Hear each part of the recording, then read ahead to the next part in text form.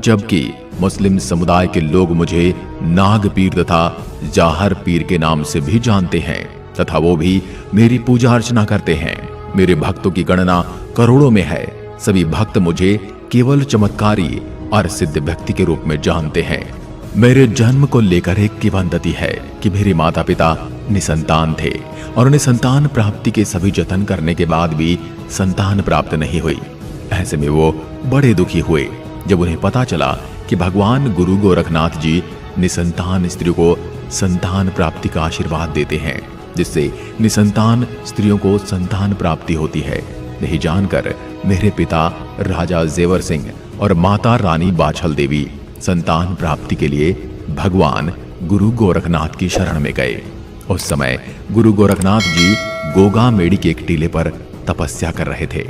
गुरु गोरखनाथ जी ने बाछल देवी यानी मेरी मां को पुत्र प्राप्ति के लिए वरदान दिया था तथा साथ ही उन्हें गूगल नामक एक फल प्रसाद के रूप में खाने के लिए दिया।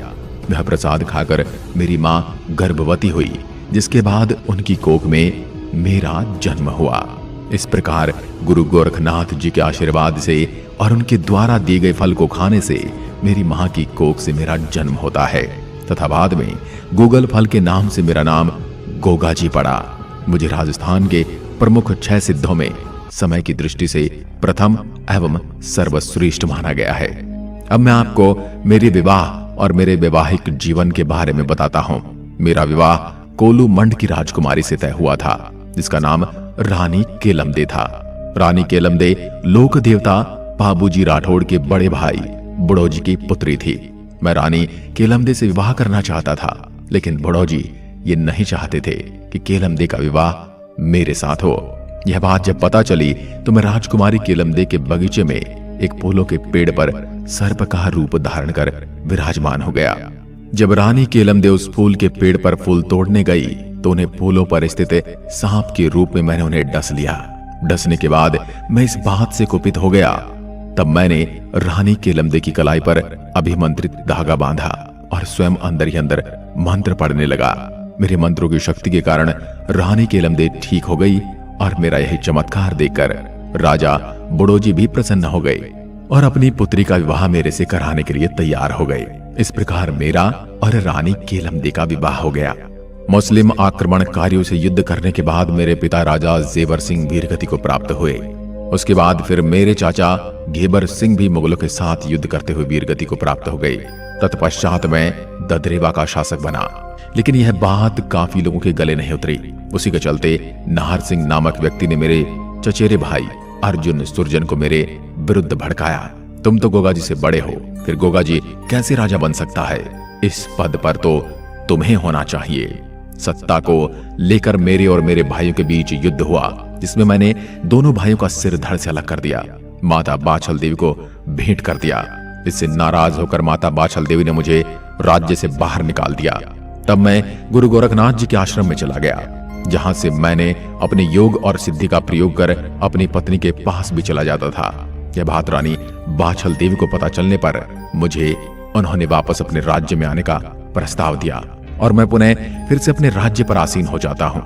उस समय अफगानिस्तान के बादशाह हजारों गायों को लूट कर ले जा रहे थे।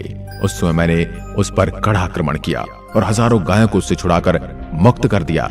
इससे डरकर उन अरब के लुटेरों ने गायों को लूटना बंद कर दिया। मैं आध्यात्मिक साधना भी करता था, जिसमें मैं सांप काटने पर उसका इलाज करता था। यदि कोई सांप किसी को काट लेता तो मैं उसी सांप से उसका जहर वापस निकलवाता था, मगर कोई सांप इसे चूसने के लिए इनकार करता तो उसे मजबूर कर देता था। इससे मेरी प्रसिद्धि दूर दूर तक फैलने लगी। सुल्तान महमूद गजनवी हर साल हिंदुस्तान आता और लूटमार करके वापस गजनी भाग जाता। वह एक हाथ में इस्लाम का झंडा लहराते हुए वह दूसरे हाथ में तलवार की धार से बेगुनाह लोगों के खून की नदियां बहाता हुआ हिंदुस्तान आता। सुल्तान महमूद गजनवी द्वारा लूटमार, दरिद्रता, वेश्यावृत्ति की कुरीतियों ने इस मजहब का नकाब पहनकर हिंदुस्तान में जो हैवानियत का खेल रचा, उसे युगों युगों तक भुलाया नहीं जा सकता।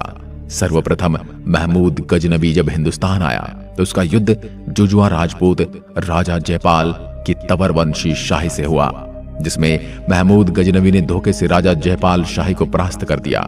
इस युद्ध में राजा जयपाल शाही अपने अंतिम क्षणों में भी लड़ते रहे और वीर गति को प्राप्त हुए।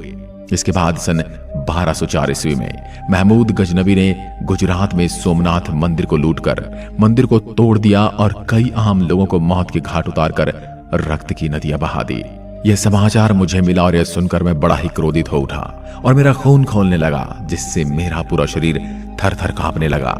महमूद गजनवी सोमनाथ मंदिर को लूटकर उसे तोड़ने में सफल हो जाता है, लेकिन गजनी वापस लौटते समय गलती से मेरे दक्षिण पश्चिम क्षेत्र में प्रवेश कर गया, जहां मैंने उसे बदला लेने का निश्चय कर लिया। जैसे मुझे पता चला कि महमूद गजनवी मेरे दक्षिण पश्चिमी क्षेत्र में प्रवेश कर गया है, तो मैंने उस पर अतिशीघ्र आक्रमण करने का फैसला किया। लेकिन इसके लिए मेरे पास शाही सेना बहुत ही कम थी, जो महमूद गजनवी की सेना के आगे ना के बराबर थी। फिर मैंने अन्य राजाओं से सहायता के लिए अपने पुत्र सामंत चौहान को भेजा। सामंत चौहान कई राजाओं से मिला और उनसे सहयोग मांगा, लेकिन कोई भी राजा उनके साथ तैयार नहीं हुआ। इससे सामंत चौहान को निराश हाथ वापस लौटना पड़ा।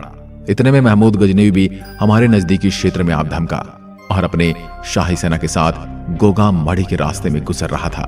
मदद की कोई आशा न देखते हुए मैं अपने चौहान भाइयों के साथ केसरिया बहाना पहनकर लगभग 900 सिपाहियों के साथ महमूद गजनवी की सेना पर टूट पड़ा और उनका रास्ता रोक दिया। इस बीच दोनों फौजों में भयंकर युद्ध हुआ, जिसमें मैं वीर गति को प्राप्त हो गया और महमूद गजनवी ने सेना से नरसंहार करते हुए अपनी एक छोटी सी सेना के साथ आगे बढ़ा। यह बात सामंत चौहान को पता चली तो उसने गजनवी की फौज को उखाड़ फेंकने की योजना बनाई। उसने ऊंट पर सवार होकर महमूद गजनवी का पीछा किया और स्वयं गजनवी की सेना में रास्ता बताने का बहाना बनाकर गुलमिल गए रेगिस्तान में तेज गर्मी और आंधियों के चलते महमूद और उसकी सेना सोमनाथ का रास्ता भूल गए। तब सामंत चौहान ने रास्ता बताने का झांसा दिया और कहा कि मैं सोमनाथ मंदिर को जाने का दूसरा रास्ता जानता हूं। तब महमूद गजनवी के पास दूसरा कोई सहारा नहीं था, इसलिए उसने अपनी सेना को सामंत चौहान के साथ जाने का आदेश दिया। फिर सामंत चौहान ने सेना को गुमराह करते हुए जैसलमेर में रेतीले टीलों तक ले गया, जहां पानी तक नसीब नहीं हो सकता था। मौका मिलते ही सामंत चौहान हर हर महादेव का नारा बोले और शत्रुओं पर भूखे शेर की भांति टूट पड़े और मरते दम तक लड़ते लड़ते वीर गति को प्राप्त हुए। कुछ लोगों का मानना है कि ये मेरे दो मौसेरे भाई थे, अर्जन और सर्जन। मेरा अपने मौसेरे भाइयों अर्जन व सर्जन के साथ जमीन जायदाद को लेकर झगड़ा हुआ था। ऐसा माना जाता है कि अर्जन सर्जन ने मुस्लिम आक्रांता महमूद गजनवी की मदद से मुझ पर आक्रमण कर दिया। आपको क्या लगता है मेरी मृत्यु कैसे हुई? कमेंट करके बताओ। महमूद गजनवी के साथ युद्ध में मैं वीरता पूर्वक सतलुज के मार्ग की रक्षा कर रहा था। इस युद्ध में मैं अपने बेटों के साथ शहीद हो गया। युद्ध करते समय मेरा सर ददरेवा यानी चूरों में गिरा, इसलिए यहाँ बने मेरे मंदिर को शीर्ष मेड़ी तथा धड़ नौहरगढ़ हनुमानगढ़ में गिरा, इसलिए धरमेड़ी या धुरमेड़ी व गोगामेड़ी भी कहते हैं। बिना सर मुझे युद्ध करते देखकर महमूद गजनवी ने मुझे जाहिर पीर कहा था। यहीं से मुझे जाहिर पीर के नाम से जाना जाने लगा। वर्तमान समय में राजस्थान में रह रहे कुछ चौहान राजपूत वंश स्वयं को मेरा वंशज बताते हैं, जबकि कुछ मुस्लिम परिवार भी खुद को मेरे वंशज बताते हैं तथा स्वयं को चौहान मुस्लिम कहते हैं। तो आइए आपके मन से उठे इस प्रश्न का भी जवाब दे देता हूं और साथ ही आपको यह भी पता चल जाएगा कि क्यों मैं हिंदू और मुस्लिम दोनों समुदाय में पूजनीय हूं।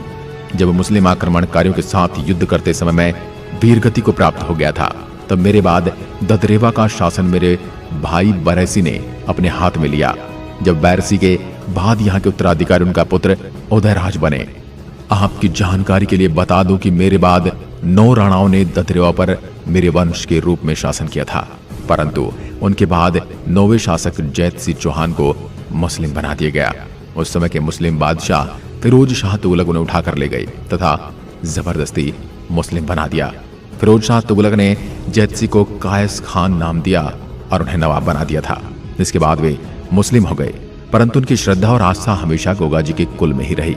आज भी चौहान से मुस्लिम बने चौहान मुस्लिम वंश के मुसलमान गोगाजी की बड़ी ही श्रद्धा और आस्था से पूजा करते हैं और कायस खान के बने मुस्लिम कायम खानी कहलाए। गोगामेड़ी राजस्थान के हनुमानगढ़ जिले के नौहर उपखंड में स्थित है, जो मेरा पवित्र समाधि स्थल है। गोगामेड़ी में मेरा मंदिर एक ऊंचे टीले पर मस्जिद की तरह बना हुआ है। इस पर लिखा हुआ है बिस्मिल्लाह। यह सद्भावों और सांप्रदायिकों का प्रतीक है। यह स्थान मेरे जन्म स्थान से लगभग 80 किलोमीटर दूरी पर है। इस स्थान पर हिंदू और मुस्लिम दोनों धर्म के एक एक पुजारी खड़े रहते हैं, जिनमें कई राज्यों के सभी धर्म के लोग आते हैं। अहम गुरु गोरख